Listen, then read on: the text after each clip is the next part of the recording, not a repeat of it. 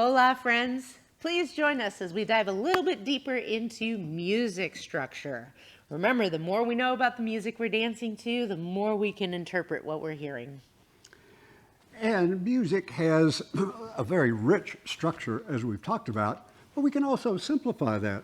Basically, there's a beginning and an ending, and then in the middle, there are a bunch of phrases. Now, the beginning, usually, you will wait until you hear the music starts to play, so you can, one, is this music that I enjoy dancing to? And where is the partner that I enjoy dancing this kind of music with? Are they available? Once you've got that sorted out and you've met your partner, by that time the music has been playing. So we will want to take up the embrace and then perhaps listen for a phrase or two. The phrase is where the music develops a musical idea and then comes to a micro pause at the end. It's sort of like a sentence in a paragraph.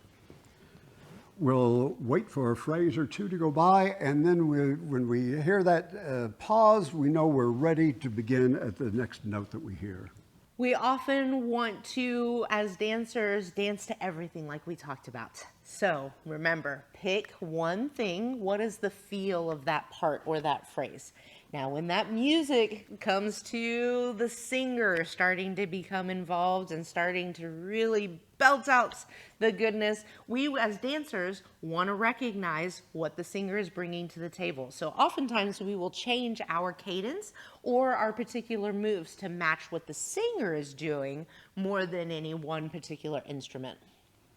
And now we're ready to come to the end. We can demonstrate our mastery of tango, ideally, if we can end on the very last note of the music, stop our movement. It's the mark of an experienced dancer.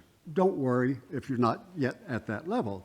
One of the things that helps, we've talked about vocalizing along silently in the mind with the music. That helps predict where the ending is coming. You can also learn, in the bibliography, you'll find there are books on tango endings and how you might, what kinds of movements fit which types of orchestras that have different characteristic endings. First and last impressions, as we know, are very important. So a good first impression is by letting a few phrases go by, so that way you can begin strongly on the first beat of a new phrase. And a good final last impression is stopping strongly and confidently with the end of the music.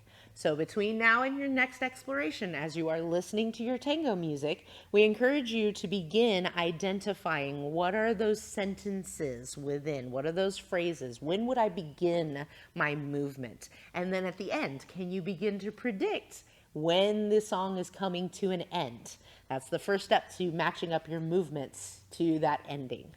So we look forward to seeing what progress you've made, and we'll see you on the next exploration. Abrazos!